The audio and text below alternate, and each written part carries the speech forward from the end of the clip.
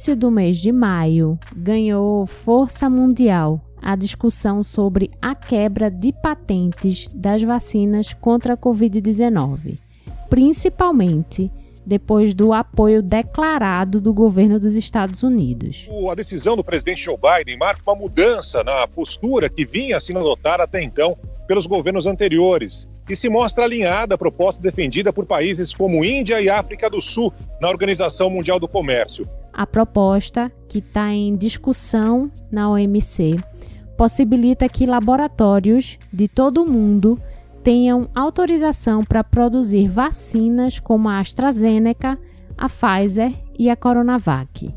Isso ajudaria, de alguma forma, a democratizar o acesso aos imunizantes em todos os países. Mas o que está em jogo nessa discussão? Quais as consequências da quebra de patentes? Como também isso impacta o combate à pandemia?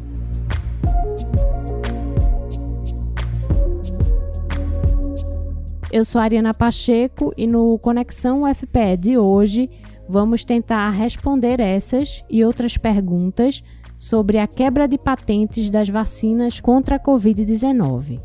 Quem conversa comigo sobre o tema é Tiago Feitosa e Roberto Guerra. Tiago é médico sanitarista, doutor em saúde pública pela Fiocruz e professor da Universidade Católica de Pernambuco. Já Roberto é diretor de inovação e empreendedorismo da DINE, diretoria ligada à Pró-Reitoria de Pesquisa e Inovação da UFPE. E é com ele que a gente conversa nesse primeiro bloco para tentar entender o que é uma patente e o que é que significa quebrá-la.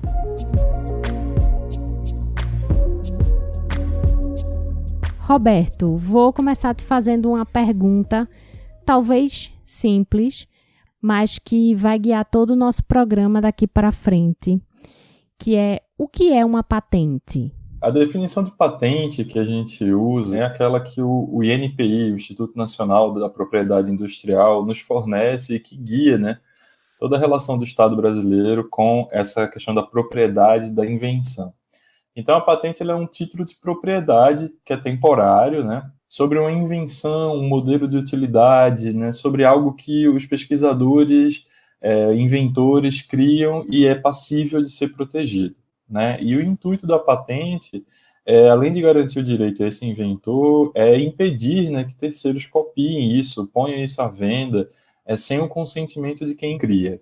Então, quando a gente fala que é um processo temporário, é porque a patente ela tem um prazo de validade, né, que são 20 anos a partir do momento que ela é depositada.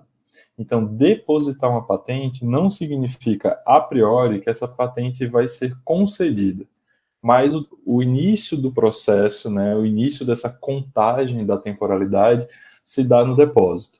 Então, quando a gente trabalha com inovação tecnológica, pesquisa de ponta, quando a gente trabalha com o desenvolvimento aí, de exemplos práticos, fármacos, processos microbiológicos, enfim, questões que são muito úteis e elas têm uma aplicação, vamos dizer assim, na indústria, elas geram uma resposta para a sociedade, é importante, então, a gente pensar em formas de proteger isso. Proteger não é impedir que isso alcance a sociedade, mas é fazer com que isso realmente seja, obtenha um retorno possível para o seu inventor, um retorno para a instituição, né, que fomentou o desenvolvimento daquela pesquisa. Então, uma forma aí de todas as pessoas envolvidas no desenvolvimento dessa inovação, dessa novidade, terem o seu direito garantido.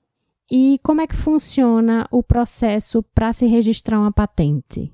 Na universidade, na UFPE, a gente tem na DINE, a Diretoria de Inovação e Empreendedorismo, uma coordenação que trabalha diretamente com isso, que é a coordenação da propriedade intelectual, né? Que quando eu falar PI daqui para frente, estou falando da propriedade intelectual.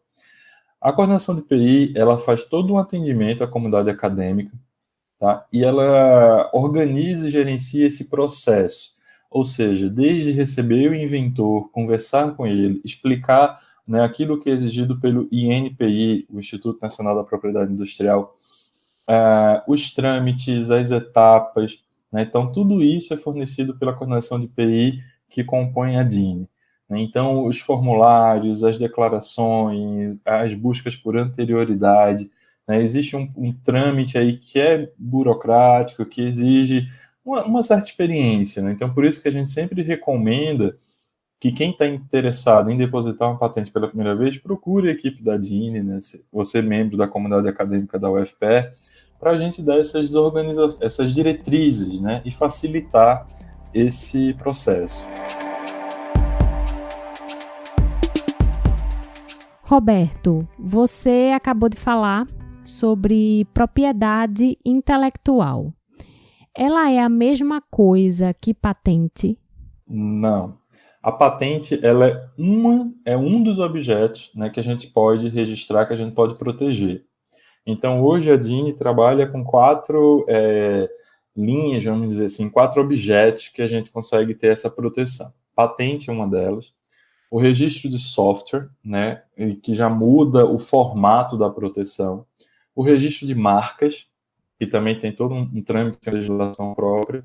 E o desenho industrial, tá? Então, a gente tem aí 4 modalidades diferentes. Essas 4 modalidades, elas são trabalhadas aí por esse marco legal da propriedade industrial, propriedade intelectual, que já é diferente, por exemplo, da questão da lei do direito autoral, que já vai para um outro ramo, né? Já protege uma outra questão aí, que não é mais nem patente, nem marca, nem software, nem desenho industrial. Então, a patente seria um subproduto da propriedade intelectual. A patente ela é um subproduto, vamos dizer assim, de um processo maior, mais amplo, né? Então, a gente recebe muito o quê? Estudantes de doutorado ou mesmo de mestrado que defendem uma tese e dessa tese podem surgir ali 1 ou 2 patentes. E aí você tem ali um método que foi desenvolvido por esse estudante, junto com seu orientador, sua orientadora, o grupo de pesquisa, e dali você tem diferentes objetos que podem ser patenteados. Então, a patente ela é um resultado, vamos dizer assim, de uma etapa do desenvolvimento científico que pode ser protegido. Nem toda a etapa de uma tese, por exemplo, é passível de ser patenteada, mas tem uma parte ali que é sim.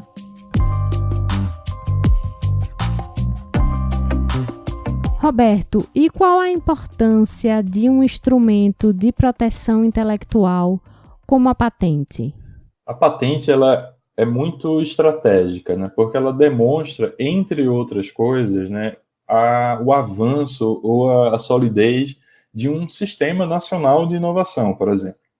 Então, a gente vê hoje no mundo, né, os países que estão lá na frente, China, Estados Unidos, que tem um número de patentes assim, depositadas e concedidas enorme, né, são países que trabalham com uma indústria de ponta que absorve muito do que é patenteado e transforma isso em soluções, ou seja, produto. Então, muitas dessas patentes, elas podem alcançar a sociedade na forma de um novo produto. Então, quando a gente protege essa invenção, a gente garante para o inventor que durante aqueles 20 anos, que no ponto de vista mercadológico é um tempo que a gente tem uma janela aí de lucro maior, ele vai ter ali o seu direito como inventor, né, resguardado, e a universidade de onde aquilo saiu vai receber royalties e por aí vai. Então, a gente está falando aqui de um número grande de patentes, poderia indicar, vamos dizer assim, um baixo nível de dependência tecnológica de um país, porque você tem ali, é como se fosse um espelho que refletisse o quê? A ciência e a tecnologia se desenvolvendo muito. Então, quando a gente vê o índice dos maiores depositantes de patente do INPI, que a cada ano eles liberam essa lista, né? Em 2019, a última lista que saiu, a UFPE estava lá no top 10 nacional, o que é um resultado muito expressivo. Mas isso é o início de um processo, né? Esse processo ele tem desdobramentos. E um desses desdobramentos, que é algo que a gente sempre fala, ou que sempre aparece na conversa quando a gente trabalha com a propriedade industrial e intelectual, é a transferência de tecnologia, que seria o momento posterior, que é quando a universidade, os inventores, eles levam para diferentes agentes sociais aquilo que que a universidade está construindo, está protegendo. Então, a gente tem exemplos um exemplo no Brasil, que é muito comentado, né, e que a gente que trabalha nos NITs, os Núcleos de Inovação Tecnológica das universidades, a gente busca, é um exemplo do Vonal. O Vonal é um medicamento que muitas pessoas conhecem, é um medicamento que ele é utilizado em pacientes que estão no tratamento de câncer, ele atua para minimizar os efeitos de enjoo, que, por exemplo, uma quimioterapia pode desencadear. E é uma patente da USP. Tá? Então, só esse medicamento, ele representa mais da metade do percentual de royalties, só essa patente, tá? Que a Universidade de São Paulo recebe. Então, veja, é um modo de você ter uma pesquisa que, quando gera esse tipo de resultado, ela nutre aquela universidade de um recurso que vai ser reinserido ali para ampliar outras pesquisas, dar continuidade ao esforço dos nossos pesquisadores. Então, é um sistema que vamos dizer assim, que no mundo ideal, né, a gente teria um formato aí de também possibilitar ter recursos e ter uma ciência, o desenvolvimento de uma ciência, de uma pesquisa de ponta, com aquele resultado econômico-financeiro que a própria pesquisa gera. E o que é que significa quebrar uma patente? Quebrar uma patente é você retirar o direito, né, da propriedade daquela invenção, tá? E torná-la um objeto de domínio público, né? Grosso modo falando também, tá, Ariana? Então, no Brasil, não é a primeira vez que a gente fala disso. Né? Durante a década de 90, anos 2000, se falou muito da quebra de patente aqui, com alguns dos medicamentos relacionados ao tratamento do HIV. O Brasil é exemplo, né, na assistência ao portador do HIV. Então, o SUS fornece esses medicamentos e o Brasil entrou numa luta internacional pela quebra da patente de alguns desses medicamentos. No entanto, durante muito tempo tinha um mito, vamos dizer assim, de que houve essa quebra de fato. Né? Houve sim uma pressão muito grande de diferentes ministros da saúde, a começar pelo ex-ministro José Serra, ainda no governo Fernando Henrique Cardoso, que fez uma pressão muito grande, mas a indústria foi lá e baixou o preço do medicamento a um ponto que se tornou economicamente viável o SUS adquirir isso e conseguir entregar para quem precisa. No entanto, e aí tem documentários recentes que mostram esse caso específico do HIV, que é um exemplo concreto que a gente tem no Brasil, inclusive um documentário que está no Netflix, chama Cartas Além do Muro, que narra toda essa trajetória do medicamento, e é só durante o governo da ex-presidente Dilma que há, de fato, objetivamente, uma quebra de patente. E aí de uma droga que era super importante para a composição de um coquetel mais moderno, que gera menos danos ao paciente, e que a indústria não estava ali cedendo esse preço, era um absurdo o preço que se repassa a países para esses países distribuírem aos seus cidadãos. Então imagina que a gente está falando de uma pandemia que esse ano está completando 40 anos e que ainda tem muitas drogas que são vitais para determinados grupos sociais terem uma qualidade de vida e que a indústria, por deter o direito sobre aquilo que foi inventado, né, tem aí a possibilidade de obter lucros exorbitantes. Então, existe aqui um debate que vai além, vamos dizer assim, da proteção ou do direito. A gente está falando aqui, inclusive, do acesso daquilo que se considera de bem comum.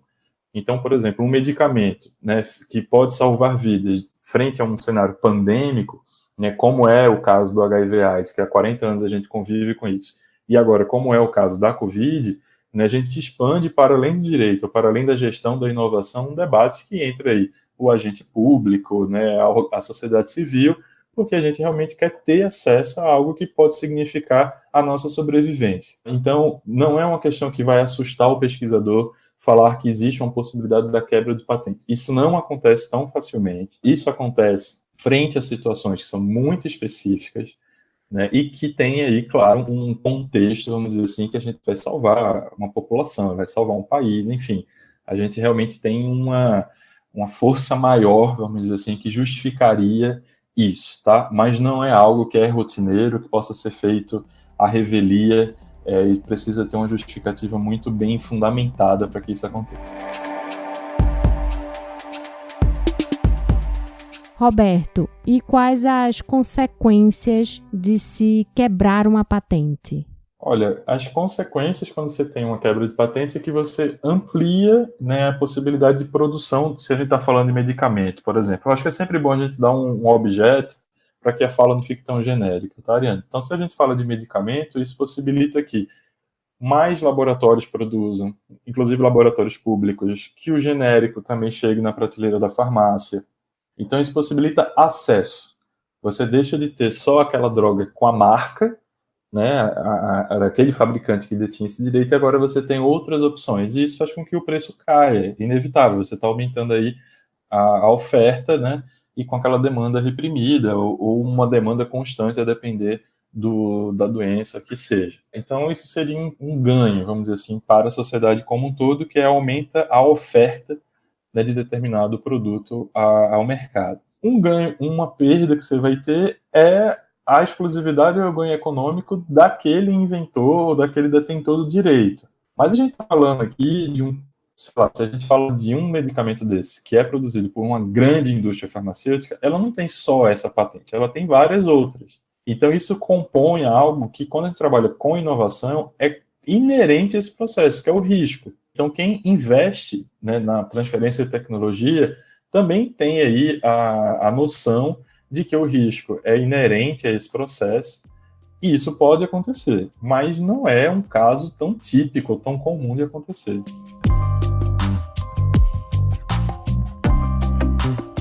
Roberto, tem se falado muito de um lado negativo da quebra de patentes, em que o argumento é que isso geraria uma insegurança e que afastaria investimentos científicos.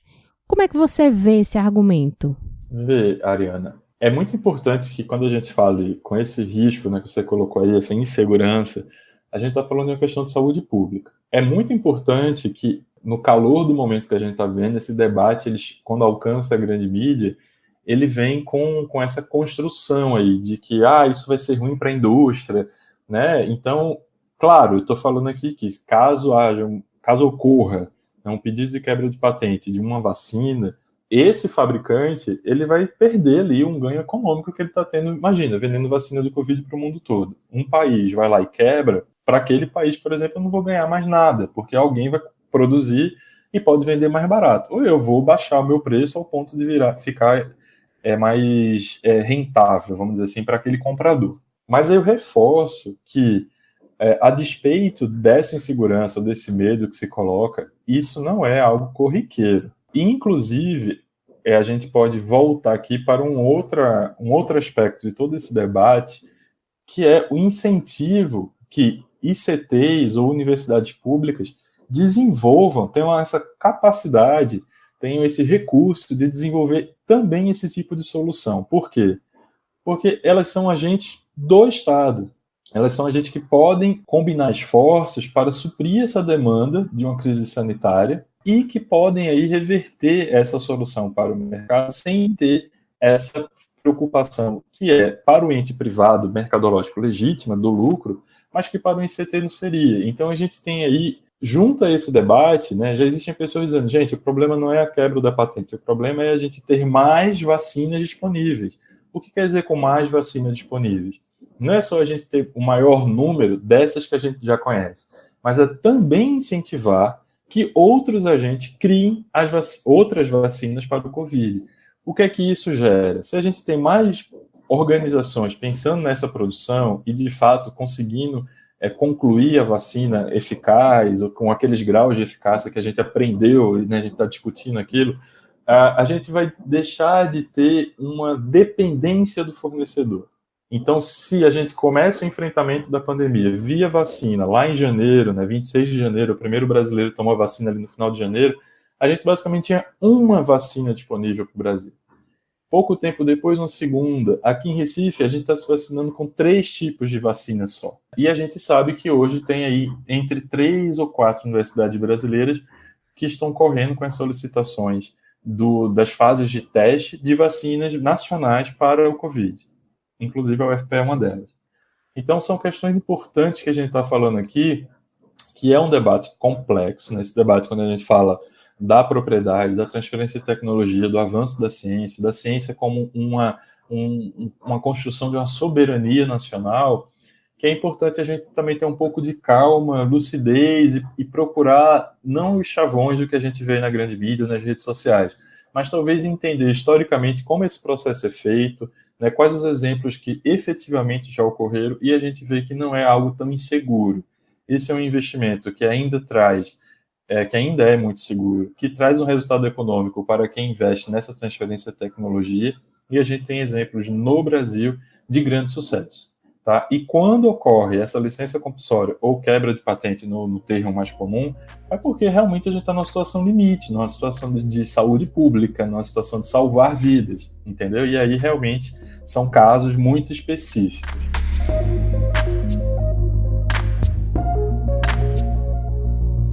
Roberto, muito obrigada pela sua participação no Conexão UFPE de hoje. Até uma próxima. Joia, Ariane. Quem tiver mais dúvidas ou quiser trocar uma ideia com a Dini, procurar a gente sobre patente, eu poderia deixar um e-mail aqui. É o P de pato e de igreja, propesqui, com o i no final, @ufpe.br. Tá? Esse é o e-mail da coordenação da propriedade intelectual. Qualquer dúvida que vocês tiverem, é só escrever para o pessoal, que a gente tem uma equipe lá para atender a comunidade acadêmica.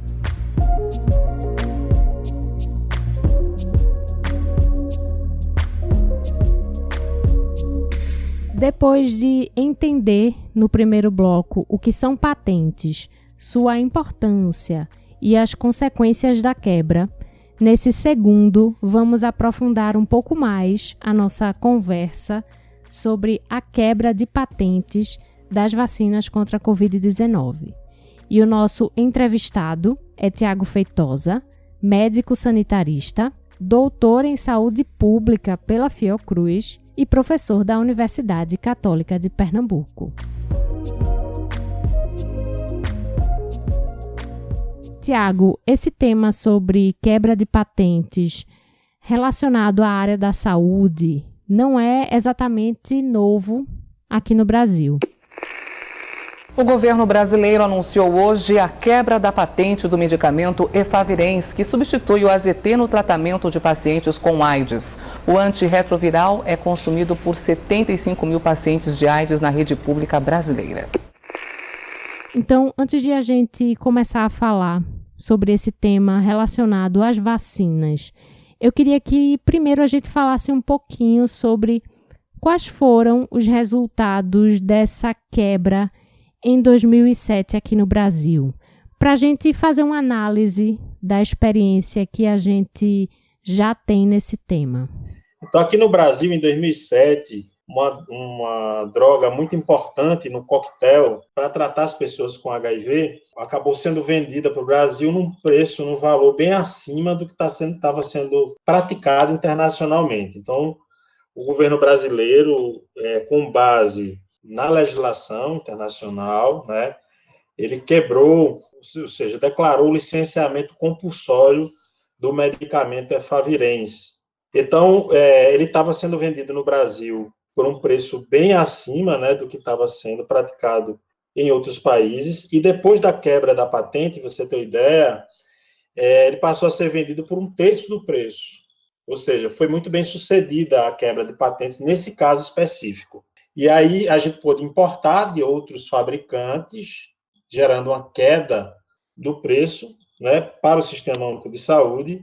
E, posteriormente, no final de 2007, ele passou a ser fabricado pela Fiocruz, pelo laboratório Biomanguinhos, né, o laboratório público brasileiro.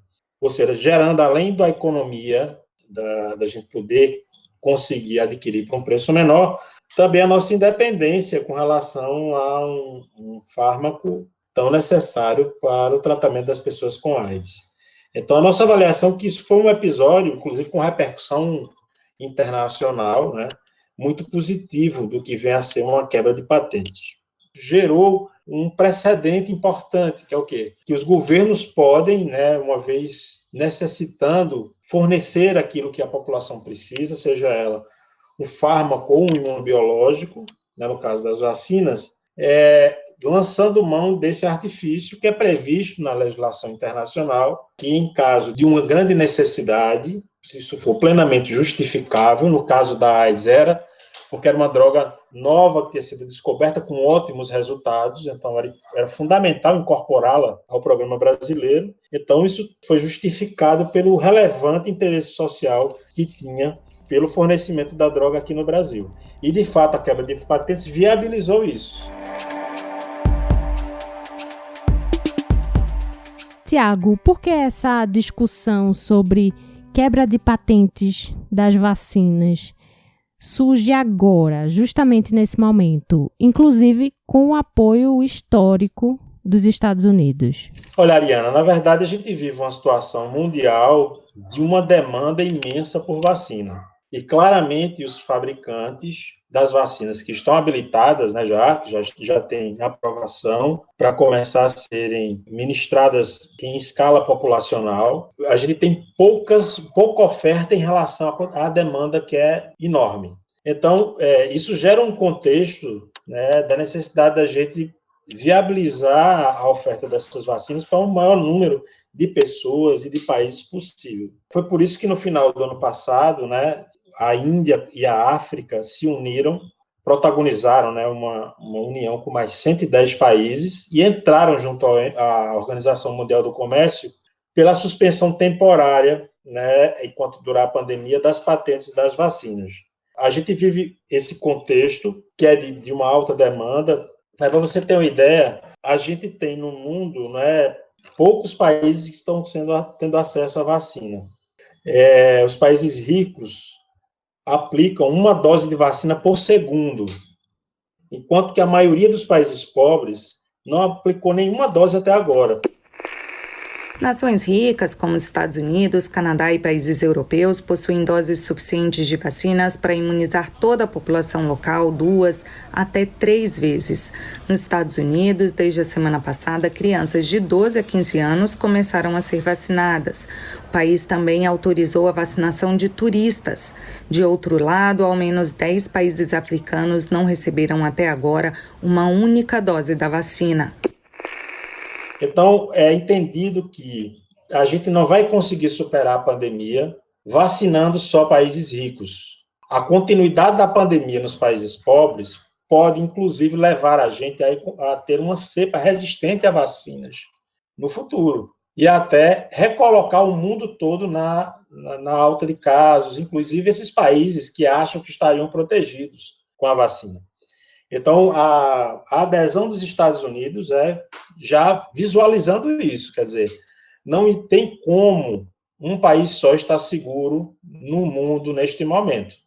A gente tem que agir no sentido de que toda a humanidade, que todo o planeta tenha acesso à vacina, porque essa é a única forma da gente superar a pandemia, porque senão a gente vai ter a pandemia no hemisfério sul, a continuidade dela com um acesso bem restrito à vacina, enquanto que o primeiro mundo vai se achar salvo disso, e isso é uma grande ilusão, porque a pandemia, o vírus, ele tem uma grande possibilidade de replicação e de a gente ter nos próximos tempos aí uma cepa que, inclusive, seja resistente às vacinas que estão sendo aplicadas nos Estados Unidos, por exemplo.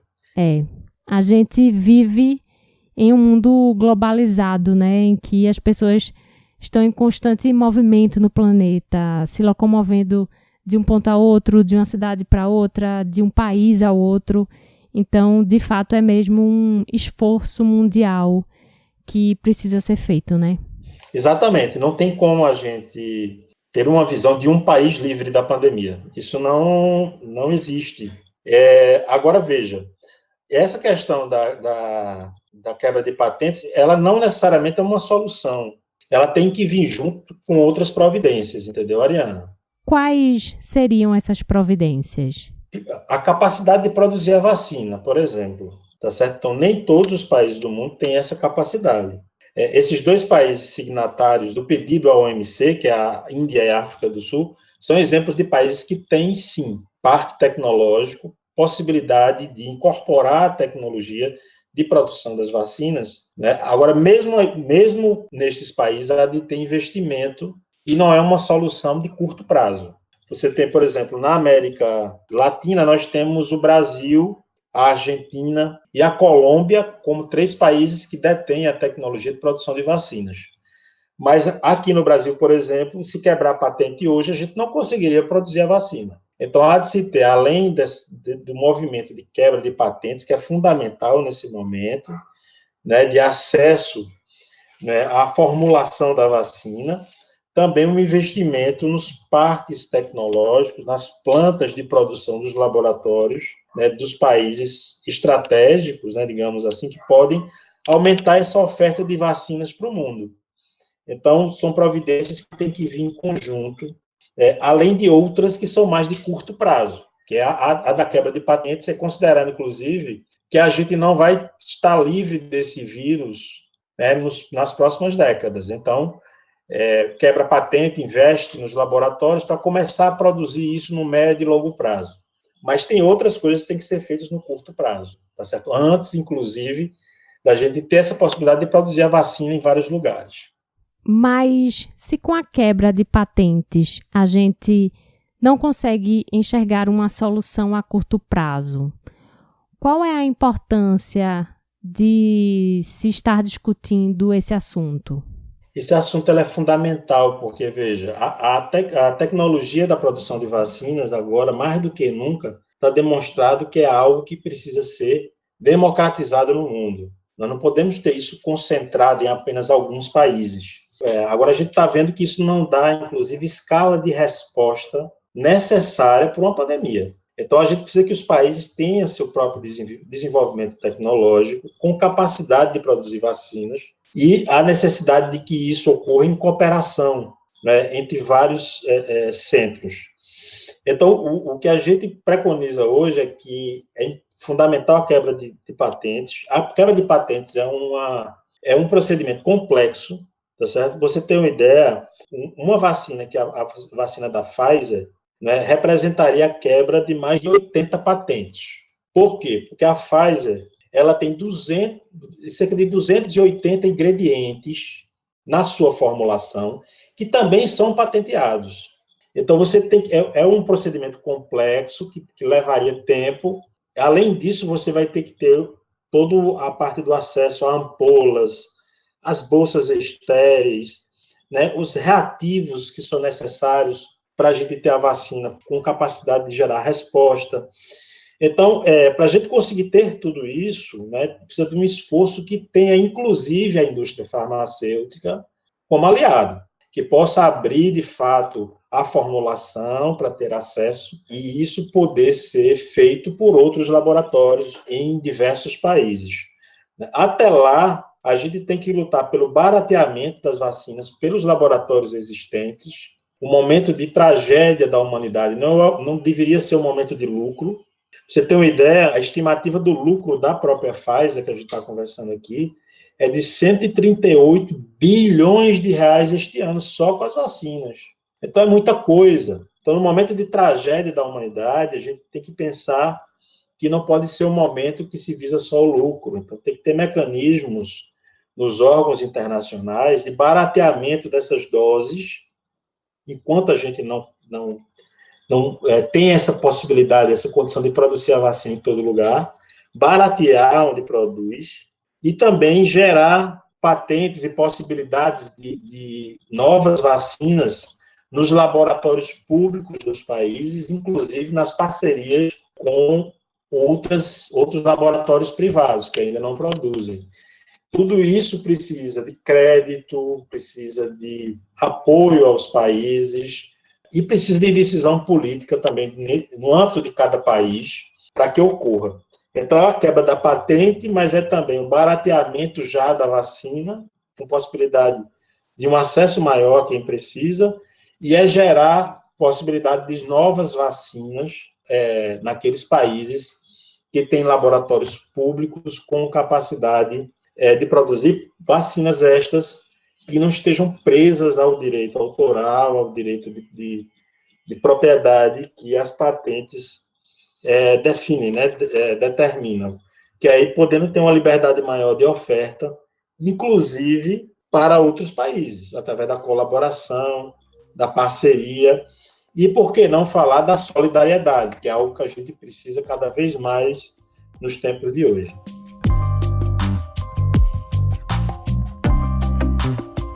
Tiago, e uma vez aprovada a quebra de patentes na OMC, o Brasil teria condições de produzir essas vacinas no volume e na velocidade ideal desejada? Veja, primeiro lamentar, né, a posição do Brasil, que não foi signatário da proposta junto à OMC. Então, a Índia e a África protagonizaram esse pedido junto com 110 países, sem a presença do Brasil. que foi muito ruim. O Brasil, historicamente, sempre foi a favor da quebra das patentes, quando necessário, e como a gente conversou no início, né, já praticou isso, inclusive aqui, com relação ao medicamento, e nesse caso específico da OMC, o Brasil ficou fora, né, então isso é lamentável. E nós temos, sim, condição de nos beneficiarmos de um eventual licenciamento compulsório temporário, que é o nome técnico da quebra de patente. Por quê? Porque nós temos aqui laboratórios públicos com capacidade de produção de imunobiológicos, como é o caso da Fiocruz e do Butantan, e nós temos também laboratórios privados no Brasil com essa capacidade. Poderia citar 4 nomes de laboratórios privados, né, no Brasil, que também teria essa possibilidade de produzir vacinas que estão sendo produzidas hoje por quem as inventou. Então, a possibilidade da gente fazer essa vacina no período da pandemia, sem precisar pagar a esses laboratórios que inventaram, considerando que a gente vive um momento de calamidade. Então, o Brasil se beneficiaria, sim. E tem no Brasil, inclusive, um projeto de lei que foi aprovado já no Senado, né, em 29 de abril, que outorga, né, ao Executivo a possibilidade de fazer a licença compulsória temporária, no caso da vacina contra o SARS-CoV-2. Esse projeto foi aprovado no Senado, está na Câmara Federal, e a gente tem agora, mais do que nunca, a necessidade de pressionar o Congresso para que essa lei seja, de fato, aprovada e que a gente pressionar o governo federal para que ele sancione a lei e coloque em prática, para que a gente possa, no médio prazo, produzir uma diversidade maior de vacinas no Brasil. Atualmente, a gente se limita a envasar 2 vacinas, que é a Coronavac e a vacina da AstraZeneca. Então, a gente poderia estar fazendo muito mais do que isso, inclusive tendo uma oferta de uma diversidade maior de vacinas e em quantidade muito maior para que a gente pudesse fazer frente à pandemia. Então, hoje, a nossa estratégia de ser um envasador de vacinas para distribuição para a população não está dando certo. A gente só tem 10% da população brasileira vacinada com 2 doses. Então, como acelerar essa vacinação? Comprando mais vacinas, de uma diversidade maior de laboratórios, e, em paralelo, nos preparando para produzir nossas próprias vacinas.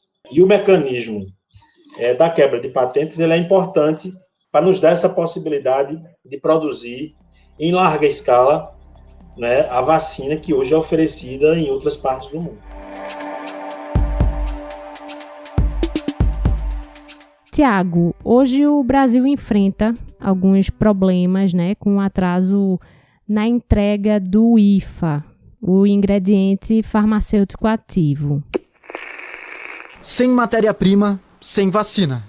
A partir do mês que vem pode faltar Coronavac, caso o insumo para a produção do imunizante não chegue ao Brasil. A Fiocruz anunciou que vai interromper a produção da vacina contra a Covid-19 por alguns dias na semana que vem.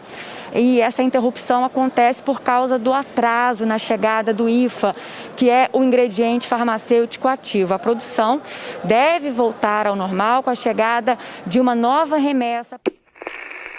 Com a quebra das patentes, problemas logísticos como esse também seriam resolvidos?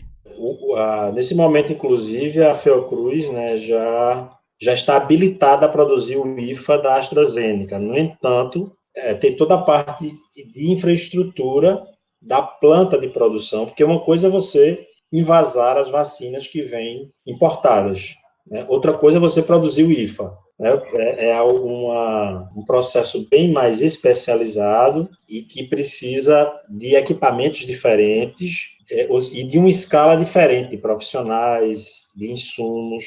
A quebra de patentes, ela nos ajuda a produzir o IFA de diversas vacinas. Porque quando eu quebro a patente de uma determinada vacina que foi registrada, testada no Brasil, eu estou dando a possibilidade de produzir, com recursos próprios de um laboratório público, a vacina para o consumo da população, sem estar preso ao interesse da empresa de oferecer ou não a vacina para a gente comprar. Ou, inclusive gerando preço, né, possibilidade de produzir num valor mais acessível.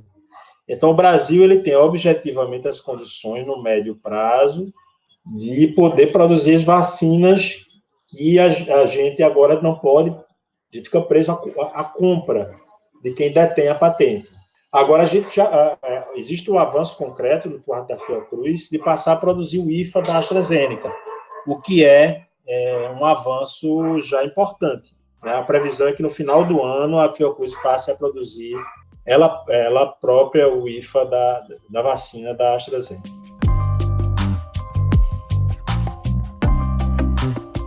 Tiago, a gente agora vai se encaminhando para o fim do programa, mas pelo que a gente conversou até aqui, ficou claro que os resultados da quebra de patentes são resultados que a gente só vai conseguir enxergar a médio e longo prazo.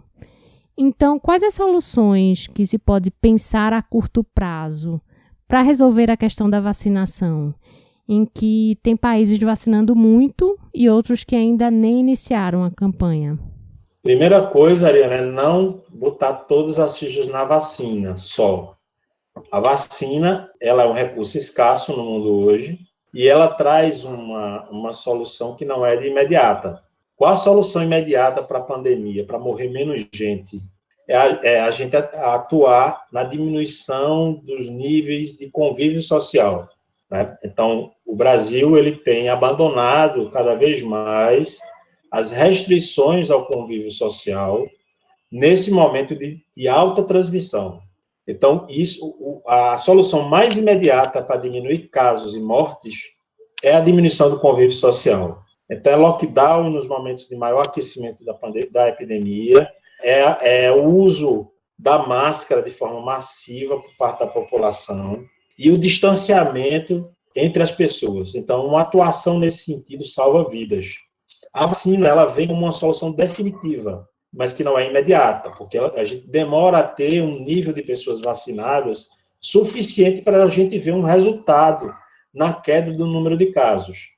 Então, o que é que se preconiza, o que é que se tem hoje de evidências? É que a gente só controla a pandemia quando tiver 70% da população vacinada. Nós estamos muito longe disso. Então, a gente precisa, de imediato, cuidar na diminuição dos níveis de convívio social e o uso de máscara. São duas coisas que estão comprovadas cientificamente como efetivas, eficazes na diminuição da transmissão. E com relação à vacinação, é aproveitar todas as oportunidades de aquisição. Então, o Brasil perdeu muito tempo e muito terreno no momento que se fecharam os grandes contratos de fornecimento de vacina, que foi no final do ano passado. O Brasil ficou fora, apostou em uma saída única, que era a saída da AstraZeneca. E a gente não tem uma escala dessa vacina suficiente, uma escala de produção e oferta. Nós precisamos de outras vacinas. Quantidade e variedade de vacinas suficiente para chegar ao maior número de pessoas no menor prazo. Então, a gente que precisa de imediato aumentar as aquisições, se juntar com outros países, no sentido da gente ter mecanismos barateadores do fornecimento, que democratizem o acesso às vacinas existentes e se inserir nos movimentos que vão no sentido da democratização desse acesso, como a quebra de patentes. Então, o Brasil, ele deixar de a nossa representação diplomática na OMC, né, deixar de nos envergonhar, no sentido de nos tirar desse movimento, que a gente sempre esteve, o Brasil sempre foi protagonista em movimentos como esse, em momentos de risco, de tragédia mundial, como a gente está tendo, para que a gente quebre as patentes e a gente gere possibilidades de outros laboratórios em outras partes do mundo poderem fabricar vacinas e a gente aumentar a oferta mundial desse imunobiológico. Então, eu vejo, sabe, Ariana, esses três movimentos. A atuação nas medidas não farmacológicas, adquirir todas as vacinas disponíveis, se juntando aos mecanismos internacionais de barateamento, e a terceira, a gente investir na quebra de patentes em nosso parque tecnológico nacional, para que a gente possa também produzir esse insumo no Brasil, aumentando a quantidade, considerando que, muito provavelmente, nós teremos a vacinação anual no futuro. Então, todo ano, nós vamos ter que nos vacinar contra o novo coronavírus. Então, é uma necessidade que a gente vai ter para sempre, ou durante muito tempo. Então, as saídas de longo prazo não podem ser negligenciadas. O Brasil tem que, de imediato, se preparar para esse futuro, que é a continuidade da circulação do vírus e da necessidade da gente ter sempre em dia a vacinação. Para isso, a gente vai ter que produzir muita vacina. E a gente só consegue fazer isso se tiver parque tecnológico para isso e se tiver acesso à tecnologia de produção dessas vacinas. A quebra de patente nos ajudaria muito nisso.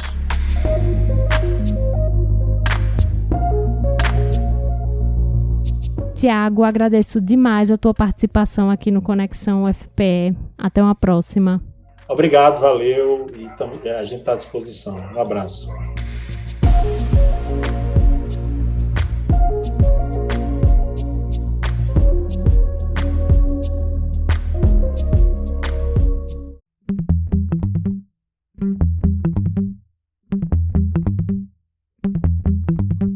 Esse foi o Conexão UFPE, uma produção da Assessoria de Comunicação da Universidade.